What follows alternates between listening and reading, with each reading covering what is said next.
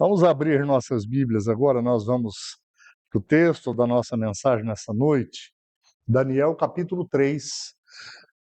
É todo este capítulo, eu quero que vocês prestem atenção na leitura. Vamos lá, por favor, me acompanhem.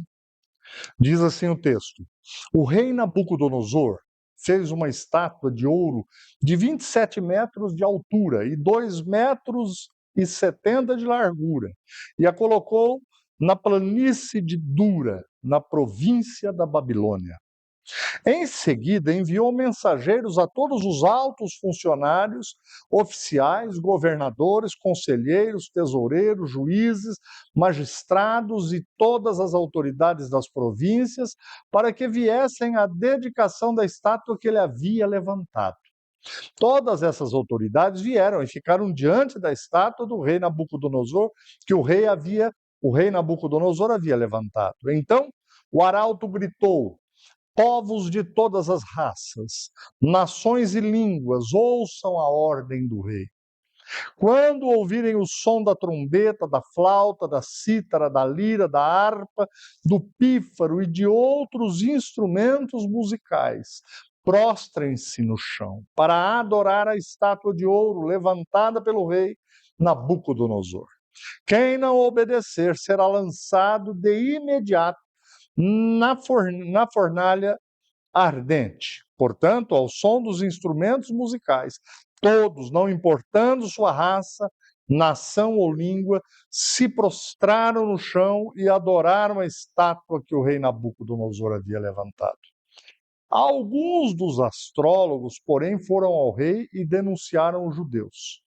Disseram ao rei Nabucodonosor que o rei viva para sempre. O rei publicou um decreto exigindo que todos se prostrassem e adorassem a imagem de ouro quando ouvissem o som da trombeta, da flauta, da cítara, da lira, da harpa, do pífaro e de outros instrumentos musicais. De acordo com esse decreto, quem não obedecer será lançado na fornalha ardente. Alguns judeus, Sadraque, Mesaque, Abednego, que o rei encarregou da província da Babilônia, não lhe dão atenção ao rei. Recusam-se a servir seus deuses e não adoram a estátua de ouro que o rei levantou. Então, Nabucodonosor se enfureceu e ordenou que lhe trouxessem Sadraque, Mesaque e Abednego. Quando eles foram conduzidos à presença do rei, ele lhes disse: Sadraque, Mesaque e Abednego, é verdade que vocês se recusam a servir meus deuses e a adorar a estátua que eu levantei? Eu lhes darei mais uma chance de se prostrarem e adorarem a estátua que eu fiz quando ouvirem o som dos instrumentos musicais. Se, contudo, se recusarem, serão lançados de imediato na fornalha ardente. E então, que Deus será capaz de livrá-los de minhas mãos? Sadraque, Mesaque e Abednego responderam: Ó Nabucodonosor, não precisamos nos defender diante do rei.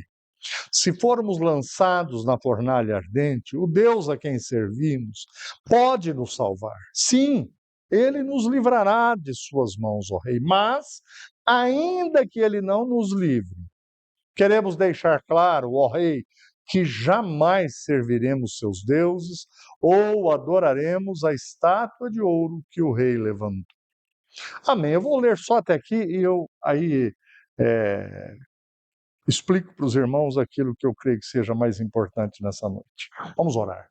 Senhor, estamos diante de um texto da tua santa palavra que é desafiador a nós em nosso tempo. Fala conosco, nos ensine, nos oriente nesta noite. Nós te pedimos em nome de Jesus. Amém.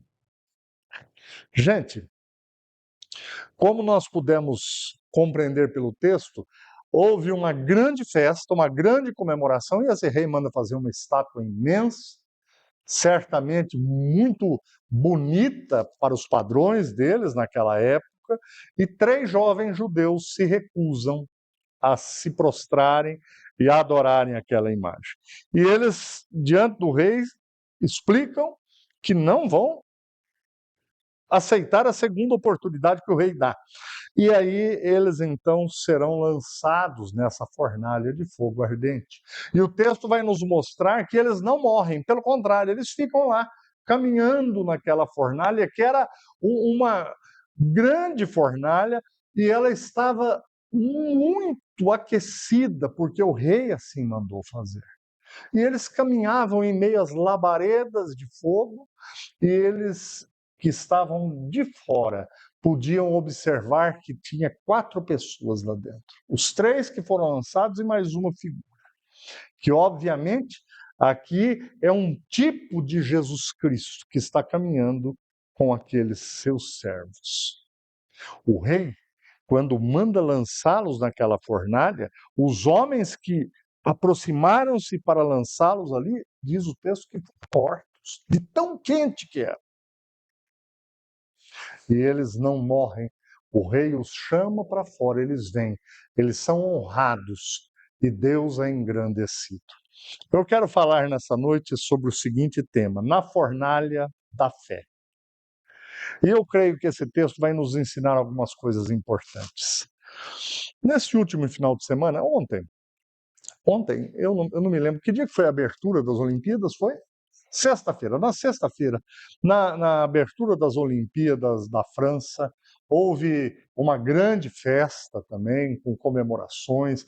As Olimpíadas são maravilhosas, eu gosto de esporte, quem gosta também admira, a gente pode torcer por nossos atletas, foi tudo muito bonito, mas houve ali uma paródia no início das festividades acerca da Santa Ceia. E eu ouvi muitas pessoas me dizendo: pastor, mas o senhor não vai dar uma resposta a isso que foi feito? Vocês percebem que no texto esses jovens dizem assim para Nabucodonosor: nós, quanto ao que nos motiva a não nos prostrarmos diante do Senhor, nós não temos que lhe explicar nada. Esses moços, eles vão agir de tal maneira e serem cuidados por Deus de tal maneira que a fé que eles possuem, ela fica evidenciada a todos. Esse texto mostra-nos algumas atitudes que nós devemos ter, que nós entenderemos que nós vamos incomodar até o próprio inferno. 4 atitudes mais claramente. A primeira delas, isso serve para o tempo que a gente está vivendo, gente. Olha lá. Quando enfrentamos nossos desafios, até o próprio inferno, ele se abala. Estes 3 jovens estavam no contexto de trabalhos, eles eram uma espécie de ministros daquele reino poderoso da Babilônia. E eles, no ambiente de trabalho, vai ter uma grande comemoração, vai ter uma festa, eles comparecem à festa, porém, eles são jovens que servem a Deus, eles não se prostram diante de nenhuma imagem, eles não podem praticar a idolatria, porque por este crime de idolatria contra Deus é que a nação de Israel estava pagando um alto preço. Deus é Deus, mas ele é ciumento. Deus ama aqueles que pertencem a ele e não permite que haja adoração a nenhum outro Deus, a nenhuma pessoa, a nada. Eles não se desviaram do grande desafio das suas vidas.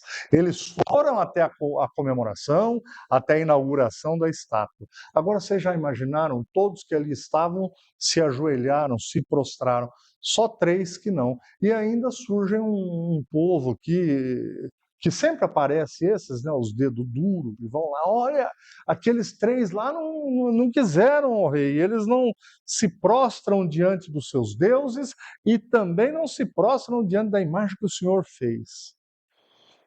Gente, hoje, onde que nós temos esses desafios? Obviamente, não nessa escala do texto, mas onde estão os nossos desafios? Começa primeiramente na nossa casa, no nosso lar. Depois, onde nós trabalhamos. As pessoas que são amigas nossas.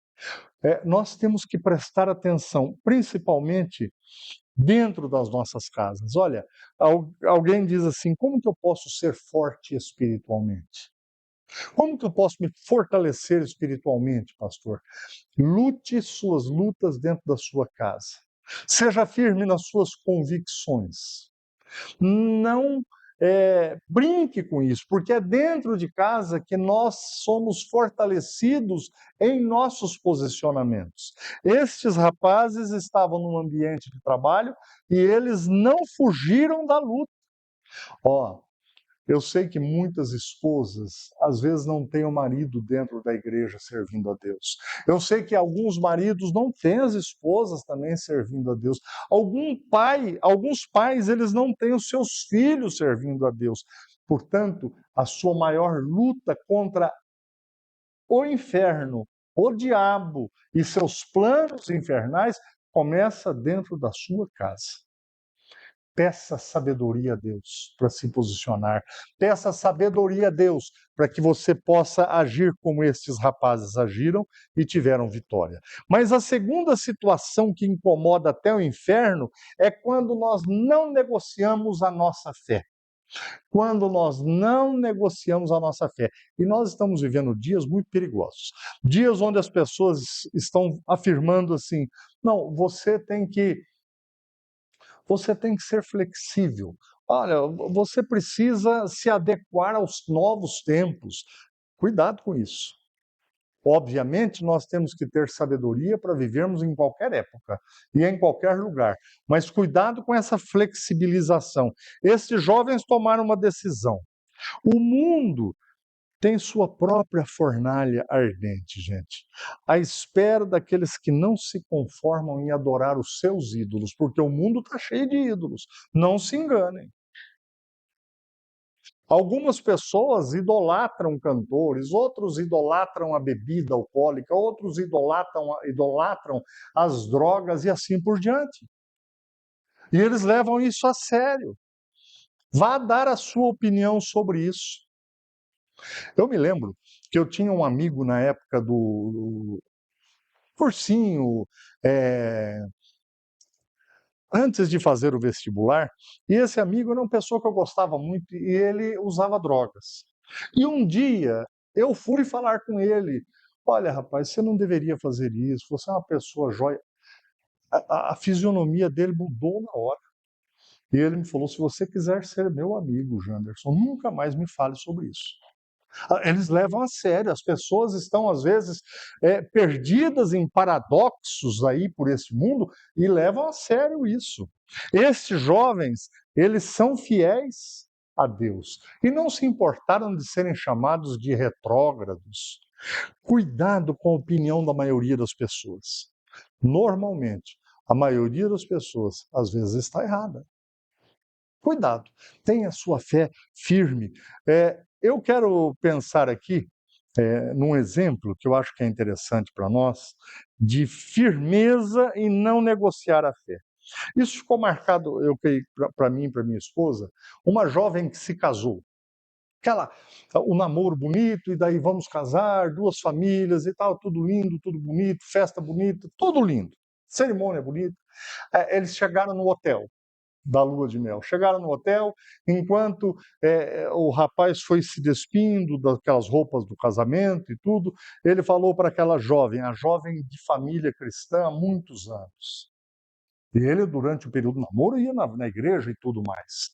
Ele falou: você gostou da festa? Ela falou: gostei demais. Aquela alegria, aquele entusiasmo. Você gostou da cerimônia? Gostei demais. Ele falou: pois é. Guarde bem no teu coração, porque é a última vez que você pisou na igreja. A partir de hoje você não vai mais na igreja. E ele acabou de tirar sua roupa e foi tomar banho. Quando ele foi tomar banho, ela foi embora. Nunca mais voltou. O casamento foi dissolvido, foi cancelado. Irmãos, ela não abriu mão da fé. Embora tudo tivesse bonito, entusiasmo e tudo mais, ela entendeu: este rapaz nunca vai me fazer feliz. Gente, nós temos que guardar a nossa fé. Fique firme contra as ciladas do diabo. A Bíblia nos fala sobre essas armadilhas do diabo. Elas são reais, elas existem, elas são colocadas no nosso caminho para que a gente caia na armadilha. E elas são dissimuladas, assim como as armadilhas dos caçadores, dos pescadores. Porque senão nem o peixe mordia o anzol, nem a caça caía nas armadilhas. O diabo nos conhece. Ele sabe que nós somos de Deus e vai colocar armadilha em nossos caminhos. Um grande homem de Deus, A.W. Tozer, já falecido, ele disse o seguinte: a maior necessidade da igreja é conhecer a Deus, porque a partir do momento que conhecemos quem Deus é, o caráter de Deus, estamos firmados na rocha. Não se iluda com as armadilhas, não se iluda com aquilo que as pessoas dizem achar certo. Jamais negocie sua fé. A terceira situação que incomoda até o inferno é quando abalamos falsas convicções. Esses três moços estavam em um país diferente, exilados. Eles trabalhavam na alta cúpula do governo.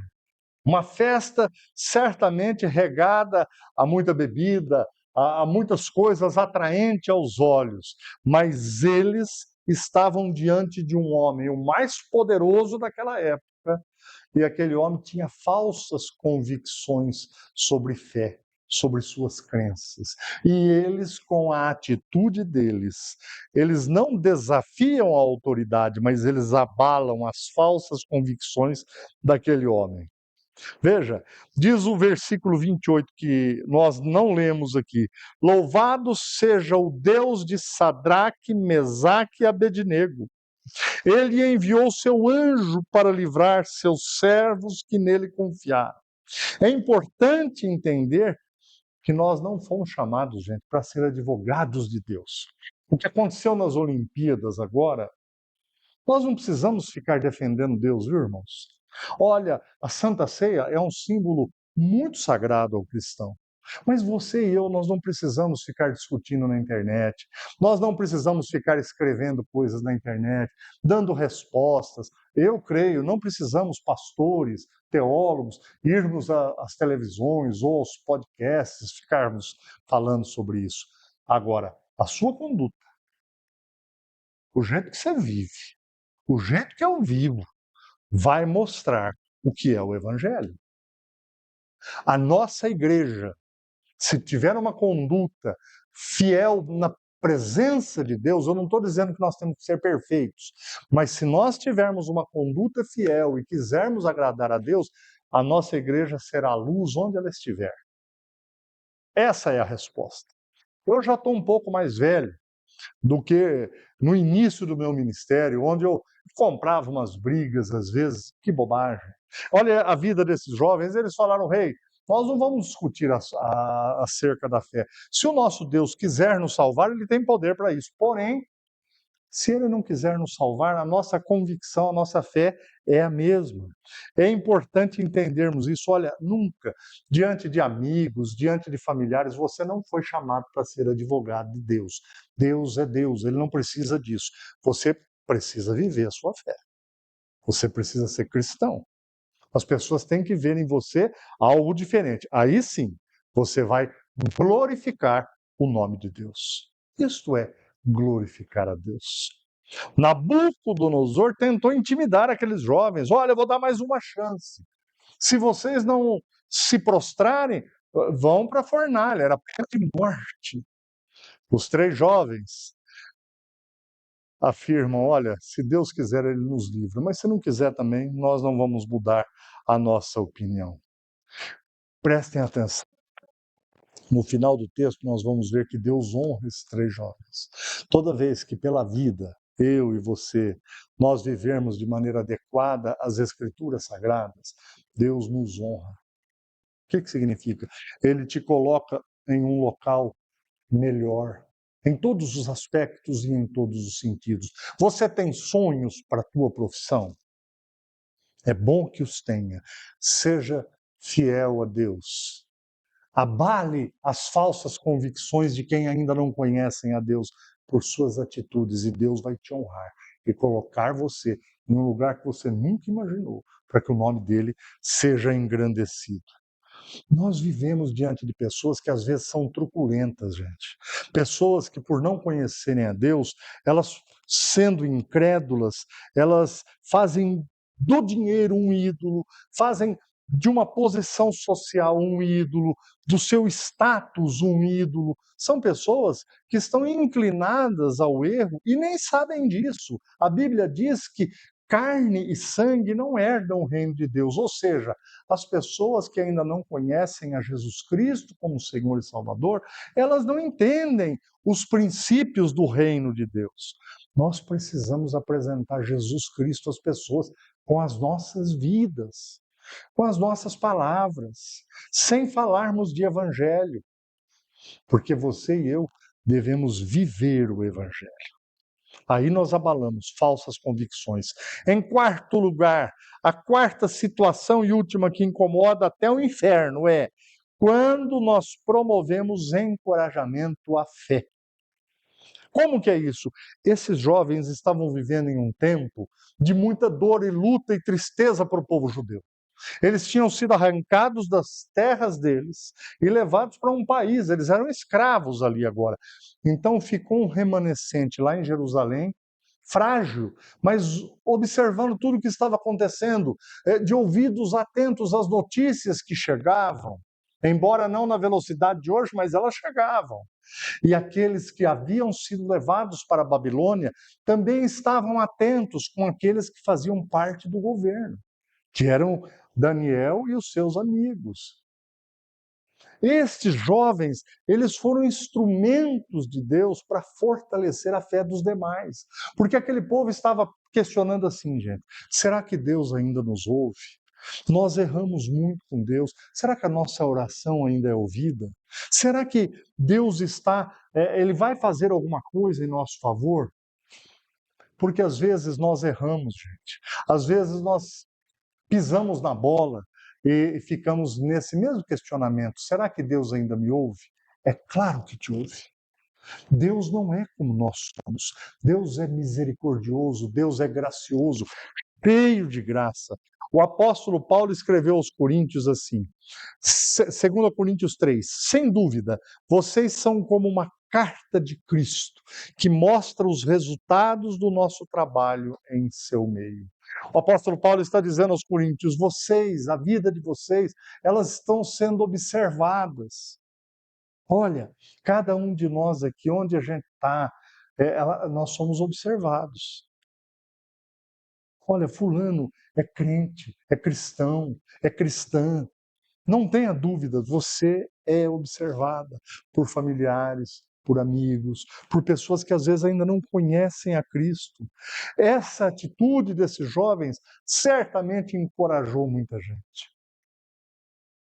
Vocês viram, deveriam ser os comentários. Sadraque, Mesaque e Abednego foram lançados dentro da fogueira porque eles não quiseram pecar contra Deus e não morreram. Aí as pessoas perguntavam, mas como? Deus os protegeu dentro da fornalha ardente. Nós temos as mesmas oportunidades de fortalecer a fé de outras pessoas. Eu fui dar uma olhada, gente, em alguns dados sobre perseguição de cristãos na atualidade. Porque às vezes a gente pensa que está tudo bem, né, para o mundo afora. Né? E na pesquisa da lista mundial de perseguição, 2024, até hoje, 4.998 cristãos foram mortos por amarem e seguirem a Cristo. 5.000 cristãos, até o dia de hoje, nesse ano, já foram mortos covardemente por amarem a Cristo. Os dados desta lista garantem que mais de 365 milhões de cristãos no mundo têm sido perseguidos por causa da fé. Perseguidos como, pastor? Têm sido sequestrados, têm sido mantidos dentro de prisões terríveis, têm sido torturados. Mulheres e homens e jovens têm sido abusados sexualmente, crianças têm sido abusadas sexualmente. Coisas terríveis hoje, nos meus dias e nos teus dias, têm acontecido. E estes crentes têm se mantido fiéis até a morte. Que Deus é esse que faz as pessoas enfrentarem a morte? É o único e verdadeiro Deus, Criador de todas as coisas, aquele que governa o mundo com poder e autoridade, que não obedece ao capricho de ninguém, de governante nenhum, o Deus que pode tirar do inferno e colocar no céu.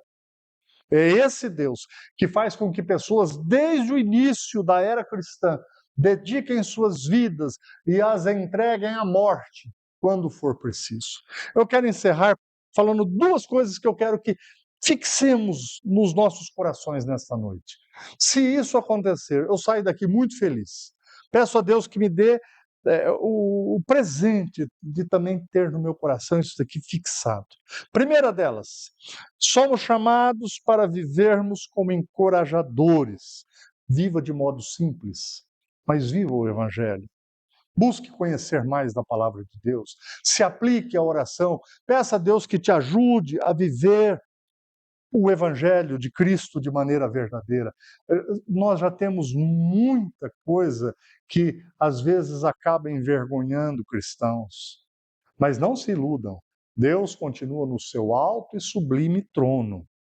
O século XX, como eu já disse, fez mais mártires do que todo o restante da era cristã, gente. Devemos ser encorajadores de vida. De acordo com os dados da lista mundial de perseguição que eu citei agora, isso aqui é do Ministério Portas Abertas, eu creio que todos conhecem. Se você quiser saber o que está acontecendo no mundo, vai lá na internet, põe lá, Portas Abertas. E lá tem os lugares mais perseguidos, o que tem acontecido na atualidade. Mas estes dados diz que 365 milhões de pessoas enfrentam algum tipo de oposição. São casas queimadas, igrejas, templos queimados. Esses dias eu vi uma cena de um povo reunindo a igreja debaixo de uma árvore, na chuva, numa pobreza, numa miséria, mas numa alegria, para adorar ao nosso Deus. É importante sermos objeto de encorajamento aos nossos filhos, aos cônjuges, aos amigos. Seja um objeto de encorajamento nesta semana. Pessoas que estão sofrendo com uma doença, pessoas que estão sofrendo com uma situação de relacionamento dentro do lar, pessoas que estão sofrendo, às vezes, na empresa que trabalha. Você saia daqui nessa noite para, nessa semana, ser um objeto de encorajamento. E segunda coisa que eu quero que vocês não esqueçam: somos servos do Deus único, que pode livrar como ninguém situações que apenas Deus, forte e poderoso, pode mudar. São concretas. O texto diz que o rei Nabucodonosor falou: quem vai poder livrar vocês? Eles disseram: nosso Deus, se quiser, ele nos livrará. Ninguém pode livrar como Deus. Qual é a fornalha que está à sua frente? O que tem sido a sua fornalha? Qual tem sido a vala escura na tua vida? Esse Deus pode te livrar. Talvez você só tenha receio de uma situação. Talvez você esteja enfrentando um medo dentro do teu coração que só você e Deus conhecem. Eu quero convidar você nessa noite para a gente orar por isso. Para nós colocarmos diante do Deus que pode livrar como ninguém, pode transformar uma situação. 3 jovens estavam indo para a morte e eles caminharam dentro do fogo. E saíram de lá, o texto bíblico diz que nem cheiro de fumaça tinha neles. Vocês já chegaram com o cabelo perto de uma chama do fogão? O que acontece? O poder desse Deus é o mesmo hoje. Vamos orar. Se você quer ficar em pé, por algum motivo especial, fique para a gente orar. Esses momentos, eles são momentos abençoadores, gente. Não porque é o pastor que está orando, é porque o Deus que você serve se faz presente, ele age da mesma maneira. Senhor, como é bom sabermos que Tu és aquele que pode realizar qualquer coisa em qualquer época, porque nas Tuas mãos está todo o poder. Reside toda a glória do ser do Senhor. Ó Deus triuno, Pai, Filho e Espírito Santo, colocamos as vidas dos nossos irmãos agora diante do Senhor. Pessoas estão clamando aqui, talvez pela vida financeira, outros talvez por uma doença, outros talvez para a realização de um sonho, outros porque acalentam dentro de seus corações medo. Ó Pai, nós cremos no Senhor, nós cremos na Tua glória, no Teu poder. Abençoa-nos nesta noite. Abençoe todas as pessoas que estão clamando nesta hora, para que o Teu nome seja engrandecido e exaltado. Oramos em nome de Jesus. Amém.